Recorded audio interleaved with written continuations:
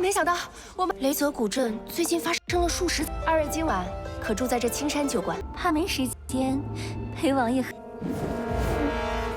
这边发现那少年气血，此鼎疑似一尊天然。这气息。 Hola, bagaimana nih kabar kalian? Semoga kalian dalam keadaan baik-baik saja, sehat selalu, serta dilancarkan rezekinya ya guys. Amin. Pada kesempatan pagi hari ini, kita akan melanjutkan Tonghua dari Alchemy Supreme ataupun Babang Supetien. Jadi kita kilas balik dulu untuk lapat sebelumnya. Untuk Supetien yang mengejar Raja Iblis Ular, dia berujung di tempat salah satu kolam yang berisikan rumput transformasi. Dan untuk Ling-Er sebentar lagi akanlah berevolusi, sehingga mereka bertiga juga langsunglah berkultivasi. Untuk Nona Mea berhasil untuklah mencapai Raja Perang tingkat 3. Kalau begitu langsung saja kita masuk ke dalam ceritanya. Setelah kegagalan dia menggoda Supetien, Nona Mea diperintahkan untuklah memakai bajunya kembali karena sebentar lagi mereka haruslah berangkat ke Gunung Leze. Sesingkatnya, mereka telah tiba di kota tua Leze. Di sini mereka akanlah beristirahat sementara waktu. Akan tetapi ketika mereka tiba di sana, kota ini benar-benar terlihat begitu sangatlah tua serta juga begitu sangatlah sepi. Hal ini membuat Petien merasa ada yang aneh di kota ini. Dan terlihatlah ada salah satu pria yang sedanglah memantau mereka berdua. Tetapi dia langsunglah melarikan diri setelah melihat keberadaan dari Nona Weniao. Di sini dia akhirnya bisa bertemu mereka berdua lagi dan berterima kasih karena berkat mereka berdua, kelompok darinya berhasil untuklah keluar dari hutan tersebut. Tetapi Petien kembali mempertanyakan di mana teman-temannya. Yang ternyata untuk saat ini, Nona Weniao telah memutuskan untuk menjadi ahli bela diri. Alasannya, dia benar-benar tersentuh dengan kehebatan dari Petien dan juga Nona Mea. Maka dari itulah dia ingin sekali belajar bela diri agarlah bisa melindungi dirinya serta teman-temannya dari berbagai serangan. Dan dia akanlah berlatih sendiri untuk sementara waktu. Lalu dia mempertanyakan kembali apakah mereka berdua berhasil untuklah mengejar siluman ular tersebut. Petien memberitahunya kalau ular itu tidak akanlah mengganggu mereka semua lagi karena keberadaannya sudahlah dibinasakan. Dan Petien kembali bertanya lagi, apakah dia tahu apa yang sedang terjadi di kota tua Leze ini? Yang ternyata kota tua ini benar-benar sepi. Kalau belakangan ini terjadinya puluhan monster memakan manusia di kota tua Leze. Para monster ini dengan semena-mena memasuki kota, mereka berani ya karena tidak ada yang namanya perlindungan sama sekali. Para penjaga kota saja tidak akan pernah mampu untuklah melawan mereka. Maka dari itulah sebagian besar dari kota Leze ini mereka memutuskan untuklah melarikan diri ataupun berpindah tempat. Dan Nona Mea mempertanyakan di mana dia akanlah berlatih bela diri, apakah dia akanlah berlatih di Gunung Leze.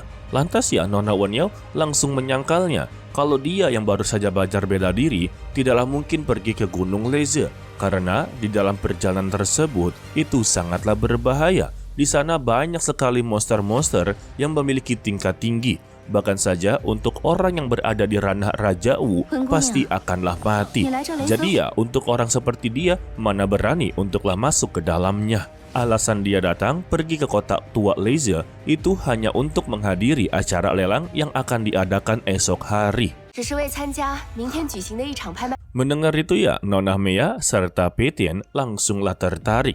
Dia mempertanyakan bagaimana skala pelelangan tersebut. Di sini ternyata lelangnya tidaklah begitu besar yang diharapkan oleh Nona Mea. Walaupun tidaklah begitu besar, dia meyakinkan kalau pelelangan dari kota tua Leze ini pasti ada satu atau dua barang yang begitu sangatlah langka. Sebab untuk kota tua Leze ini sangatlah dekat dengan Gunung Leze. Dan mereka berdua pun memutuskan untuklah ikut pelelangan untuk esok hari. Lalu mereka bertiga langsunglah berpisah. Untuk Nona Meya dan juga Petian langsunglah mengambil penginapan di restoran Jingsan. Sedangkan ya untuk Nona Huanyao, dia telah memiliki penginapannya sendiri. Untuk esok harinya atau besok paginya, dia akanlah menjemput mereka berdua untuk pergi ke pelelangan Leize bersama-sama. Setibanya di dalam ruangan, Nona Huanyao juga ikut-ikutan masuk. Di sana dia juga inginlah beristirahat serta makan sementara. Tetapi ketika berada di dalamnya, Nona Meya langsunglah melihat ada salah satu pria yang dia kenal dengan status sebagai Raja Kebebasan. Dan dia berada di ranah Raja Wu peringkat ke-10 di Kekaisaran Xingluo. Serta dia ini memiliki nama sebagai Mu Rongchuan. Wajah, tidak sampai di situ juga, Mu Rongchuan atau kita panggil sebagai Murong, dia langsunglah mengenali sosok dari Nona Meya. Dia pun langsung bangkit berdiri dan langsunglah menyapanya dengan memanggil sebagai ketua perhimpunan lelang Nona Meya. Dan dia mempertanyakan mengapa dirinya bisalah berada di sini. Belum aja Meya menjawab, Murong langsunglah mengetahui kalau dia pasti akanlah datang untuk acara pelelangan di kota tua ini. Dan Nona Meya langsunglah mengiyakannya. Ditambah juga terlihat dari raut wajahnya Murong, ternyata dia ini menyukai sosok dari Nona Meya. Contohnya seperti dia memegang tangan dari Nona Meya serta mengajaknya untuklah minum teh pada malam hari ini.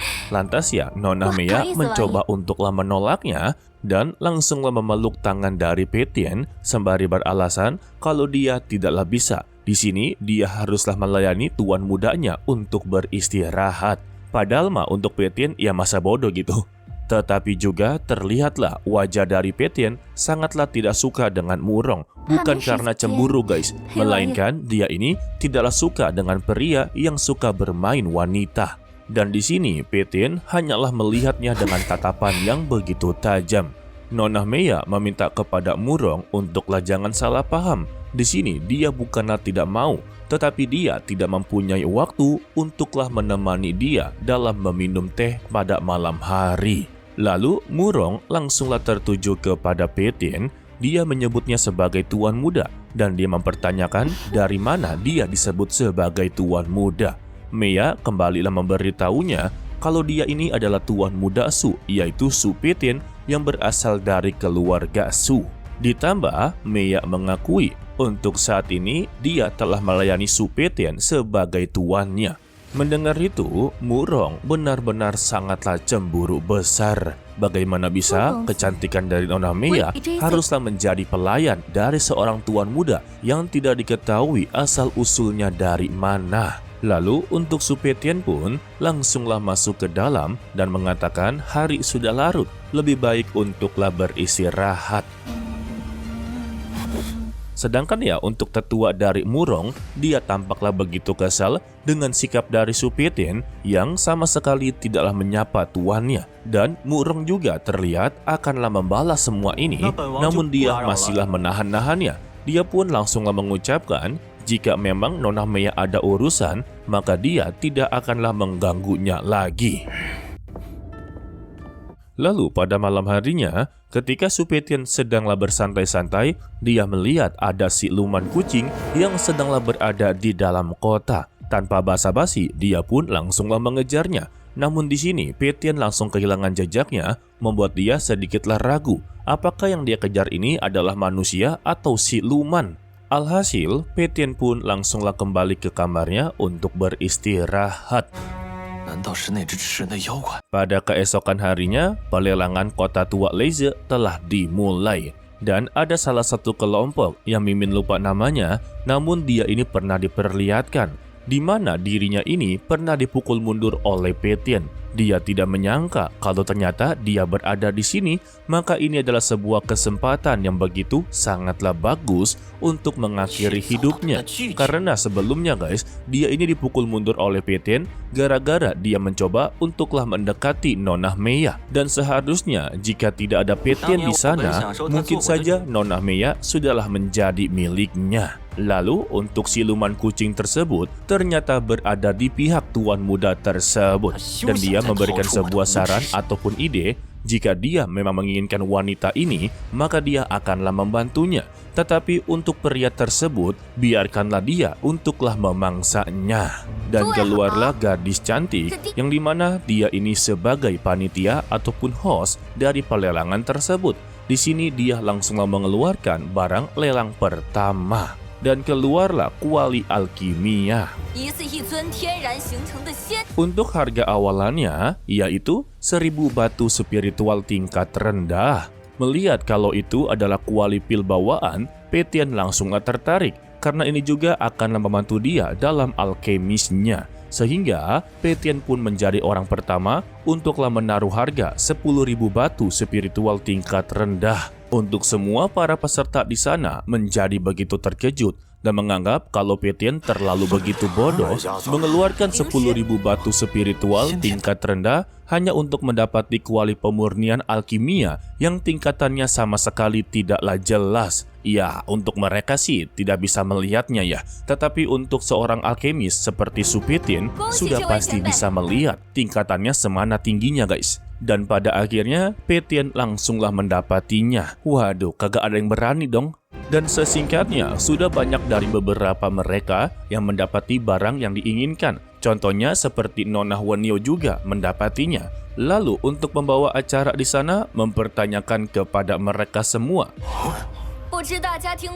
apakah mereka ini pernah mendengar tentang tubuh Rojerni? Yang ternyata maksud dari tubuh Rojerni ini adalah salah satu gadis yang berbaju ungu dan dia memiliki tubuh Rojerni. Maka dari itulah dia dilelang, di mana jika mereka bisa menyempurnakan tubuh Jerni tersebut, maka ya untuk tuannya sendiri juga akanlah menjadi kuat. Mimin masihlah belum tahu konsepnya bagaimana, tetapi Supetian tertarik dengan semua ini. Begitu juga dengan para peserta lainnya. Ini bukan siluman kucing yang berada di atas sebelumnya ya guys, melainkan ini orang yang begitu berbeda. Tetapi juga masihlah belum tahu, karena masihlah begitu misterius. Takutnya ini hanyalah sebuah rencana untuklah menjatuhkan Petian dan juga Nona Meia. Oke lah, sepertinya cukup sampai di sini saja dulu untuklah video kali ini. Mimin ucapkan terima kasih kepada kalian yang telah menonton sampai akhir. Pesan dari Mimin, tetaplah menjadi orang yang baik, walaupun itu sangatlah sulit. To be continue, sampai jumpa di video berikutnya. Bye-bye.